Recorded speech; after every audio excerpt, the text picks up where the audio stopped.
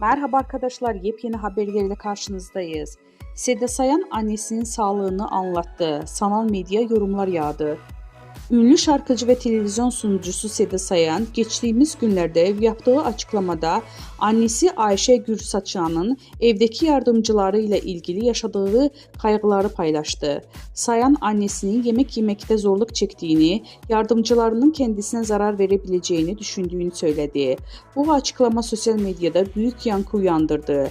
Takipçileri annenizi acilen doktora götürmelisiniz ifadelerini kullandı. Sayan kendi programında annesinin sağlık durumuna dair detaylı açıklamalarda bulundu. Annesinin yemekleri yiyip ilaçlarını alırken ya kendisinin ya da ablasının yanında olmasını gerektirdiğini belirtti.